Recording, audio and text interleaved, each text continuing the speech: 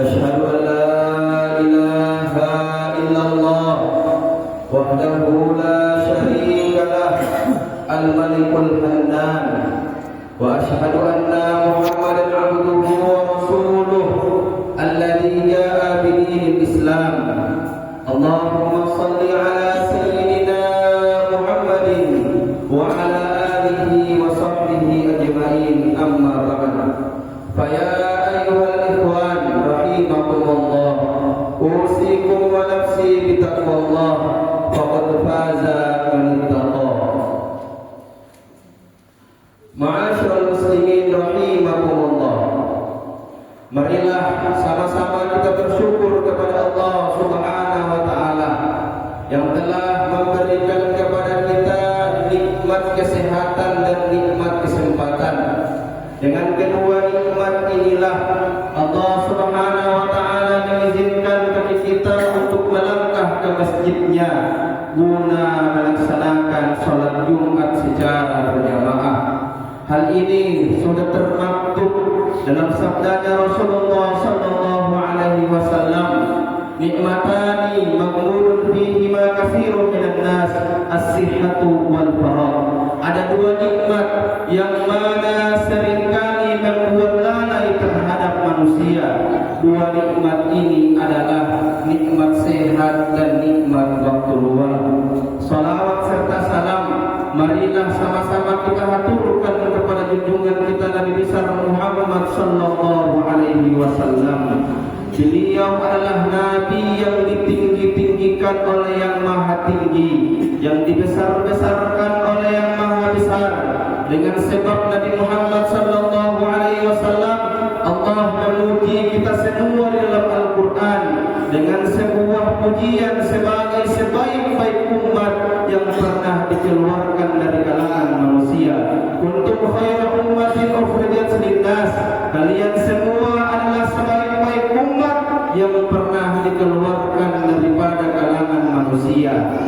Setiap Jumat khatib selalu mewasiatkan ketakwaan kepada jamaah sekalian dan diri khatib sekaligus agar supaya selalu meningkatkan ketakwaan kepada Allah Subhanahu wa taala. Takwa dalam artian yaitu selalu melaksanakan apa yang diperintahkannya dan menjauhi apa yang dilarangnya. Karena dengan ketakwaan inilah yang menjadi sebab tentang tempat kita kelak berada di akhirat nanti, berada dalam surga yang penuh dengan gemerlap kenikmatan, atau malah jatuh dalam lubang neraka yang penuh dengan azabnya. Ma'asyiral muslimin rahimakumullah. Sebagai ajaran agama yang rahmatan lil alamin, agama Islam telah mengangkat hakikat dan martabat manusia pada kemuliaan derajatnya. Untuk menjaga keberadaan dan eksistensi kemuliaan manusia tersebut, Islam telah menjelaskan pula kepada kita tentang makan dan minuman yang haram. Makan dan minuman yang masuk ke dalam tubuh manusia mempunyai pengaruh yang sangat besar baik jasmani maupun rohani. Apabila yang masuk dalam perut kita adalah sesuatu yang halal, maka energi yang diserap oleh tubuh akan melahirkan perilaku yang saleh. Namun sebaliknya, bila energi yang kita peroleh dari yang haram, maka akan menimbulkan perilaku yang salah alias mengundang dosa. Ma'asyiral muslimin rahimakumullah. Makanan dan minuman juga amat berpengaruh pada kesehatan tubuh manusia. Islam mengajarkan jangan makan sebelum lapar. Diriwayatkan bahwa para tabib Nasrani pernah menyampaikan kekaguman pada umat Islam yang sehat-sehat. Mereka bertanya kepada Rasulullah, apa yang menyebabkan orang-orang Islam selalu dalam keadaan sehat? Maka Rasulullah sallallahu alaihi wasallam menjawab, nahnu qaumun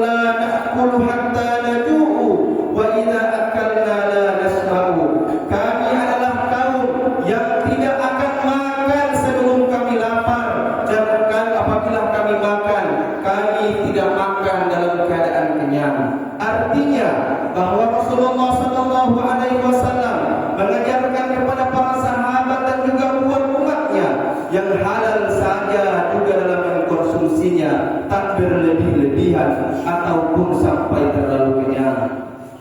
Seringkali kita lihat sebagian orang yang makan apa saja yang diinginkan tanpa memperhatikan perutnya dan kesehatan dirinya.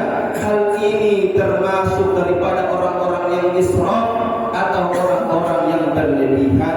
Sebagaimana dalam hadis, inna minal sarafi an naquda bi kulli mastahaita.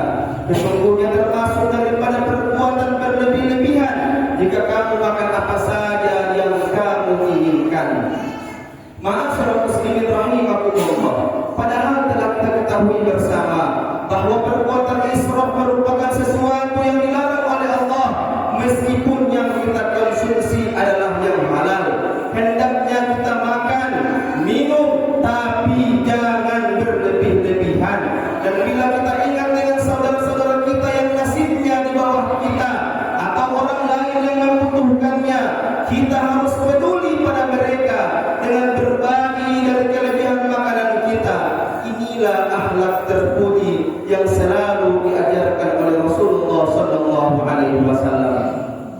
Imam Ghazali menerangkan dalam masalah halal dan haram secara mendalam bahwa makanan yang halal bisa menerangi hati dan pikiran.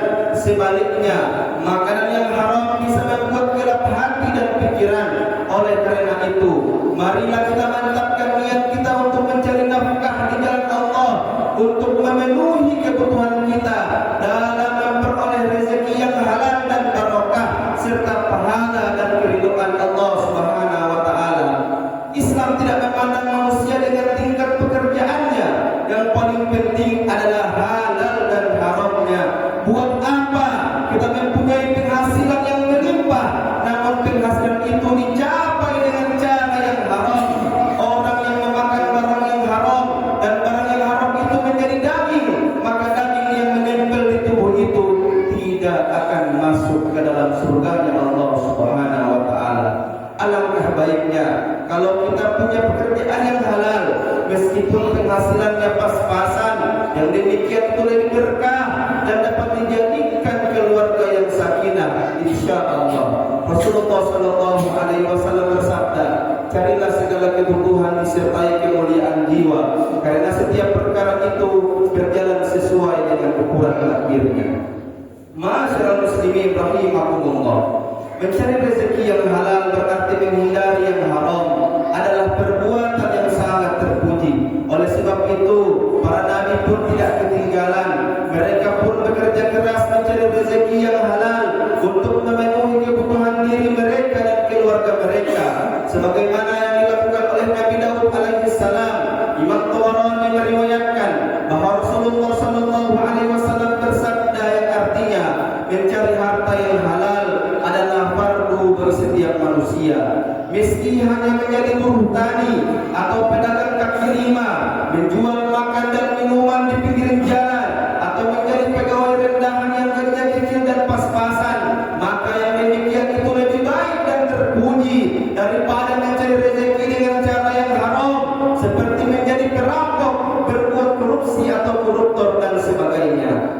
Betapa agama Islam yang kita cintai bersama ini benar-benar memperhatikan sekecil apapun dalam kehidupan manusia, termasuk hal makanan ini. Maka hendaknya manusia memperhatikan apa yang telah dimakannya, apakah halal atau tidak. Jangan sampai makanan haram masuk ke dalam tubuh kita. Hendaknya kita mengonsumsi yang halal-halal saja. Bal yanzurul insan ila ta'amih, kata Allah Subhanahu wa taala. Maka hendaklah manusia itu memperhatikan kepada makanannya. Jadi jelas bahwa kita harus hati-hati, teliti dan waspada. Jangan sampai mengonsumsi makanan yang haram. Keharaman makanan dan minuman itu tidak hanya terbatas pada mereka yang mengonsumsi saja, tapi lebih jauh dari itu, yaitu sumber dari makanan itu, para penjual dan siapapun yang ikut berperan dalam makanan minuman yang diharamkan. Sebab semuanya adalah mata rantai yang tak dapat dipisahkan. Betapa dahsyatnya dari makanan minuman yang haram bagi kesehatan manusia.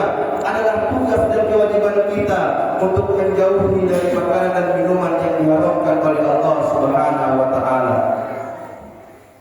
Dan selanjutnya kewajiban kita pula untuk menyelamatkan keluarga dan lingkungan kita dari perbuatan-perbuatan yang diharamkan, agar kita dan keluarga kita terselamatkan dari azab Allah Subhanahu wa taala. Barakallahu li wa lakum fil Qur'anil azim wa nafa'ani wa iyyakum bima fihi minal ayati wa dzikril hakim. Wa qur rabbi ighfir warham wa anta khairur rahimin.